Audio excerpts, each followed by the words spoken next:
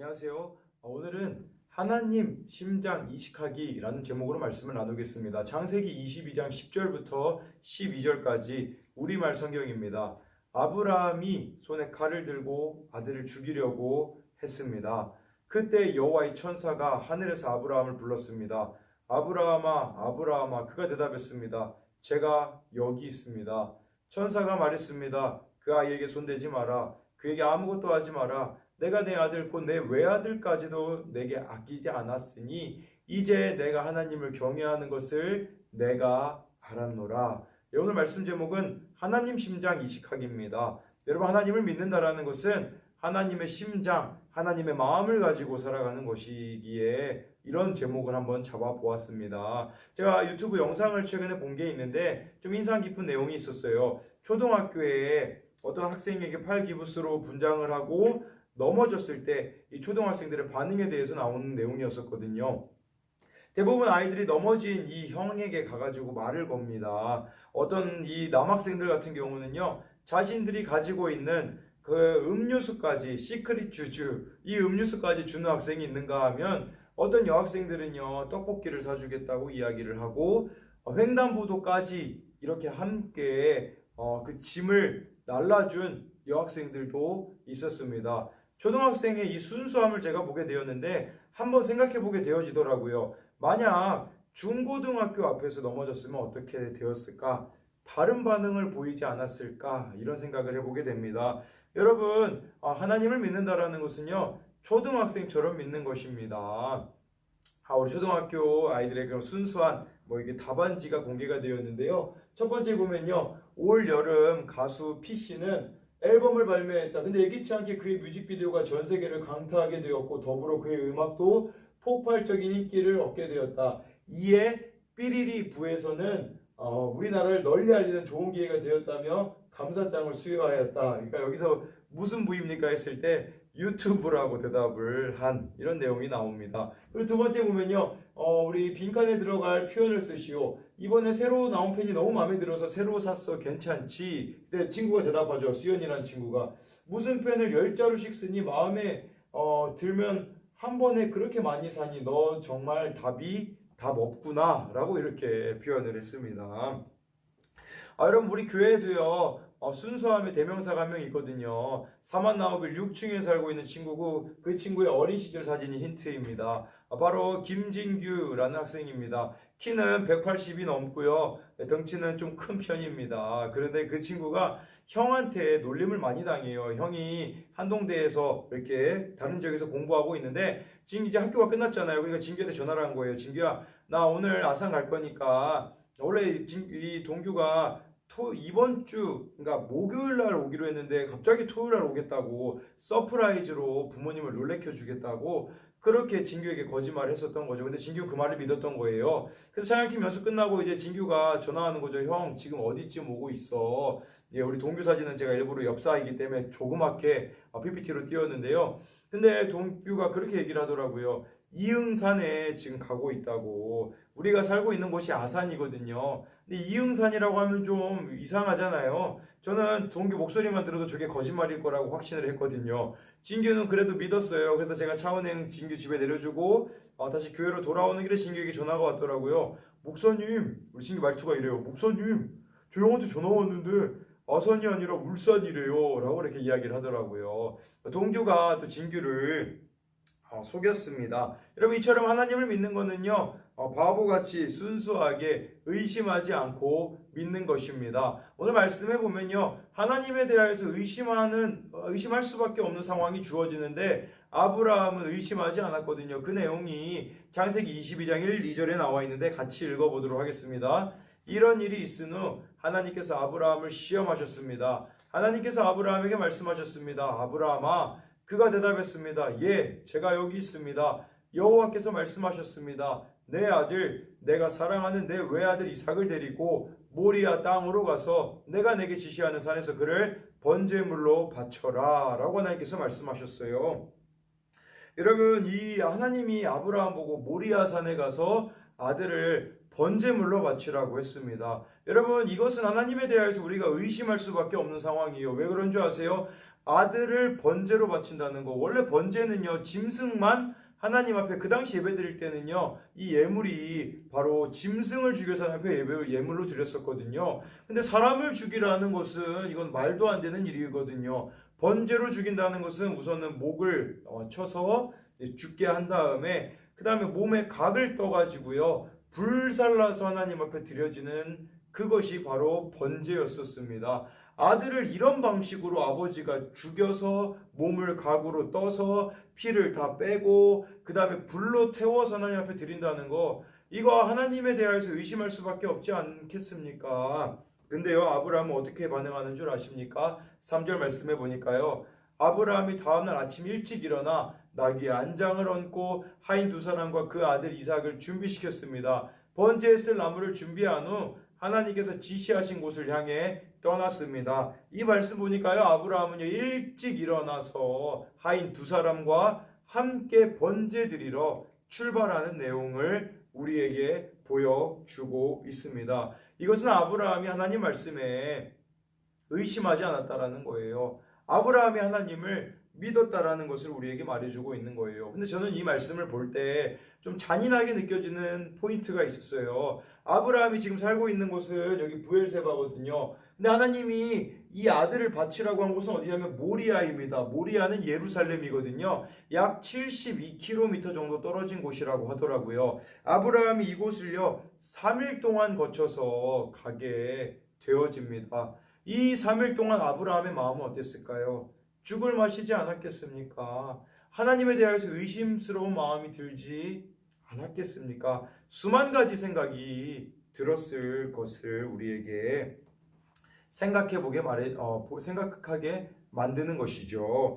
여러분, 저는 이 아버지의 사랑에 대해서 생각하면, 제가 어제 설교 시간에 이 사진을 이렇게 화면에 띄워줬더니 우리 아이들이 참 반응이 막 되게 민망해 하더라고요. 막 저도 이 사진 찍을 땐 되게 잘 나온 줄 알고 이렇게 페이스북에 올렸었는데 지금 보니까 참 부끄럽고 부담스럽습니다. 제가 아버지의 사랑을 느꼈던 적은 언제냐면요, 저희 아버지께서는요, 제가 아버지가 운 것을 본 적이 없어요. 근데 아버지가 언제 이렇게 한번 우셨다고 하더라고요. 그때가 언제였었냐면, 제가 군대 갔을 때 논산훈련소에서 제가 훈련받는 사진 영상을 이렇게 올려줬을 때 그 영상과 사진을 보시면 저희 아버지께서 우셨다고 이런 그 얘기를 저희 어머니께서 해주셨던 기억이 납니다.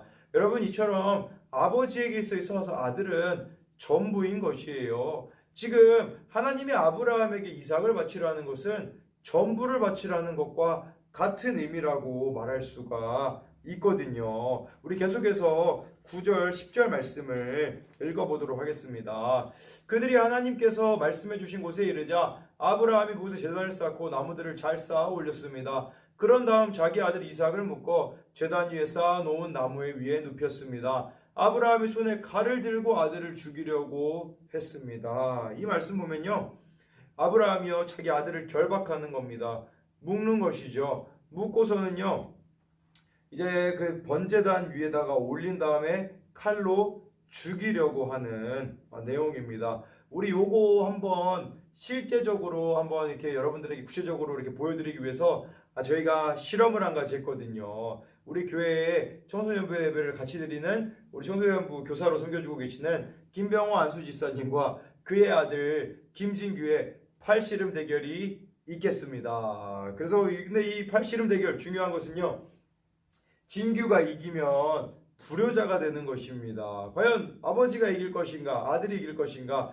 불효자라고 인터넷에 쳐보니까 이 사진이 나오더라고요. 저 덩치 큰 아이가 어머니에게 이렇게 엎여 있는 게 불효자라고 하는데, 영상 보도록 하겠습니다. 제가 녹화한 영상을 우리 김진규가 이길 것 같다. 손 한번 들어보십시오. 네, 우리 한 명 들었습니다. 도연이, 의리 역시 의리가 있고요. 우리 안수지사님이 이기실 것 같다. 손 들어볼까요? 네, 오케이, 됐습니다. 손 안 되신 분은 뭔가요? 자기가 나와서 싸울 건가요? 네, 아니죠.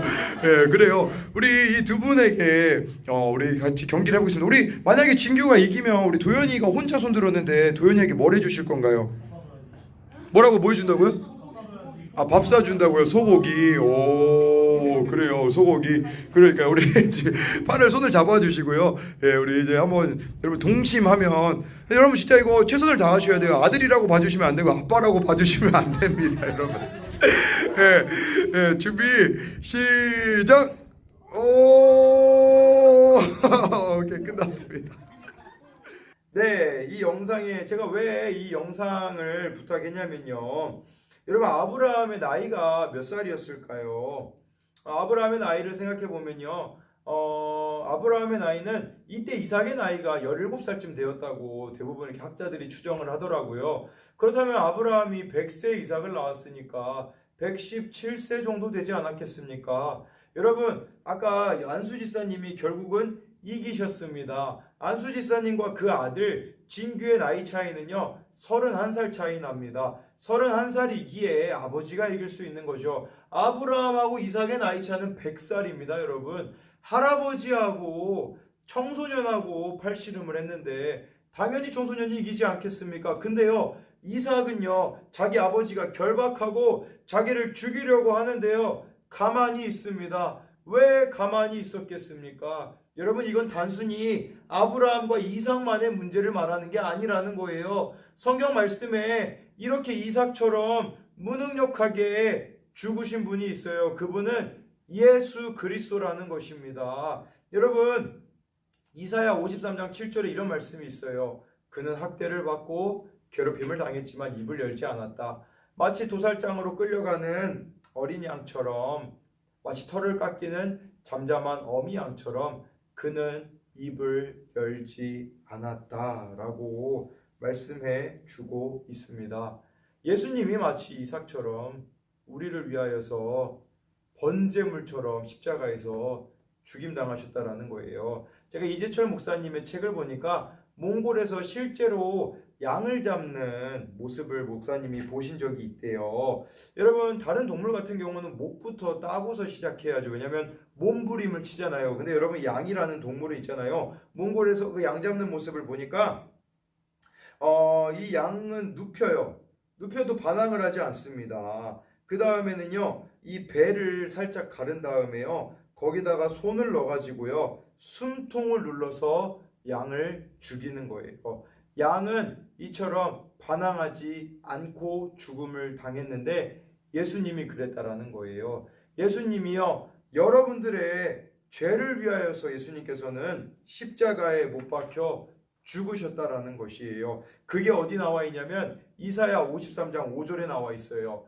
그러나 사실은 우리의 허물이 그를 찔렀고 우리의 악함이 그를 상하게 했다. 그가 책망을 받아서 우리가 평화를 누리고 그가 매를 맞아서 우리 병이 나은 것이다.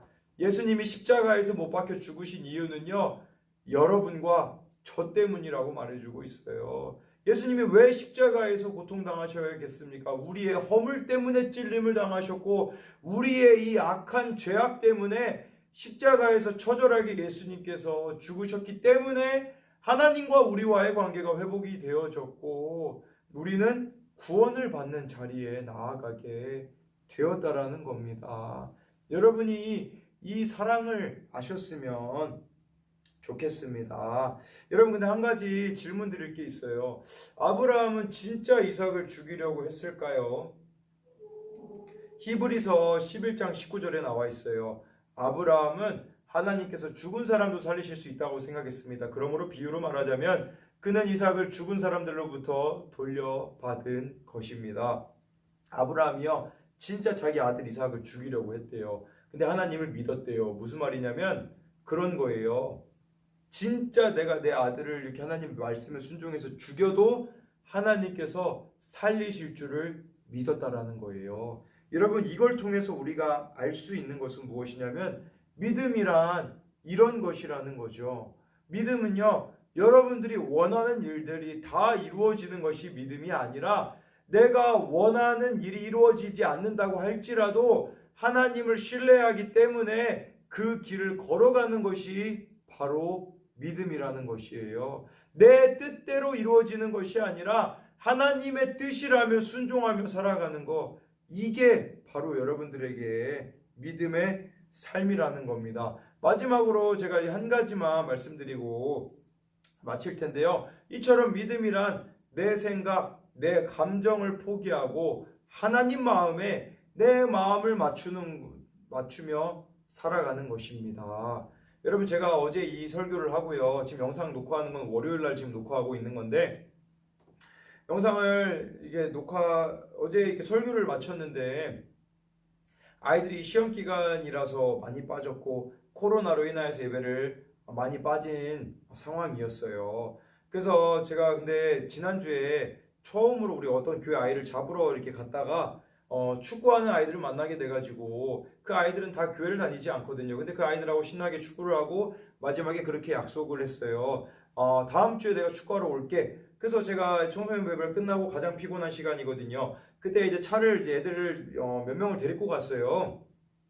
데리고서는 이제 축구장으로 가는 길에 이제 전화를 했죠. 그 친구들에게 이렇게 오라고 했는데, 어제 무슨 일이 있었었냐면요. 그곳에 가니까 우리 사진을 보여드리듯이 다른 교회 분들을 저희가 만나게 되었어요. 그러니까 그 다른 교회 분들하고 함께 축구를 하게 되었고, 그리고 지난주에 다시 만나자고 했던 그 아이들을 다 만나게 되었거든요. 그래서 매주 저희들이 만나서 축구하게 되었던 거예요. 제 인간적인 마음으로는 축구하러 가고 싶지 않았어요. 쉬고 싶은 마음이 있었어요. 그런데 하나님 앞에서 제가 이미 약속을 한 거잖아요. 이 친구들하고. 그랬을 때 이 친구들하고 만나게 되었고 친해지게 되었고 다음 주도 또 만날 예정인데, 근데 축구하러 가는 길에 무슨 일이 있었는 줄 아세요? 우리 어떤 한 아이에게 전화가 왔어요. 전화가 왔는데 그냥 저한테 전화를 한 거예요. 목사님, 저 데리러 와주세요. 목사님, 저 밥 사주세요. 이게 아니라 전화를 이렇게 받아보니까 결론은 그거예요. 그냥 전화했대요. 그냥 전화했다. 이게 저에게는 너무 큰 위로가 되어지더라고요. 청소년부 아이들이 예배 자리 많이 나오지 않아서, 요새 교회 나오지 않아서 제 마음이 참 지쳐 있었거든요. 수만 가지 생각이 제 안에 있더라고요. 내가 지금 사역하는데 내가 지금 잘못하고 있는 건 있지 않은가? 내가 아이들 더 만나러 가야 되지는 않은가? 내가 지금 이렇게 우리 아이들이 예배 자리에 나오지 않는데 이 자리에 목사로서 서 있는 것이 옳은가? 라는 생각을 하고 고민을 하고 있었거든요. 누구에게도 이건 이야기하지 않았어요. 하나님께만 이거 이야기했거든요. 하나님, 은혜 베풀어 주세요. 하나님, 제 마음을 알고 계시죠? 그렇게 하나님께 기도했을 때 그 한 아이의 전화를 통하여서 저를 위로하시고, 축구를 통해서 우리 아이들을 만나는 자리에도 나아감으로써 저에게 위로를 주신 것을 보면서 정말 내가 이 아이들에게 아직은 필요한 존재이구나. 하나님이 나에게 원하시는 것은 내가 아이들이 많이 모이든 적게 모이든 상관하지 않고 묵묵히 이 길을 걸어가는 것이구나 라고 생각을 했습니다. 결론적으로 여러분들에게 말씀드리면요, 여러분, 하나님을 믿는다라는 것은 하나님의 마음을 여러분들에게 이식받으며 살아가는 거예요. 여러분, 단순히 내가 세상에서 죄 안 지었다고, 내가 죄가 없다고 그런 식으로 여러분 하나님 믿는 것을 여러분들이 선택하는 것이 아니라, 정말 여러분들이 하나님을 믿는다면 하나님 마음이 있는 곳에 내가 있어야 돼요. 하나님의 마음이 있는 그 영혼에게 내가 있어야 되고, 날마다 여러분들이 이 하나님을 만나는 자리에 나아가는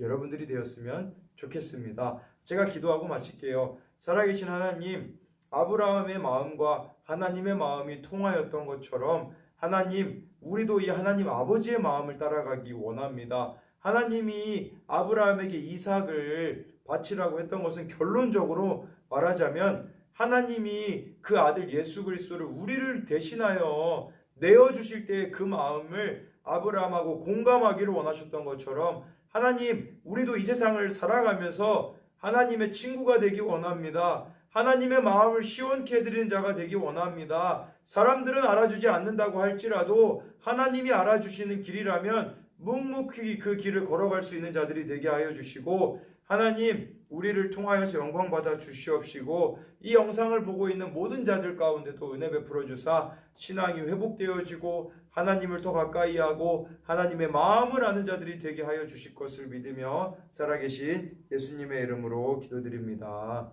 아멘.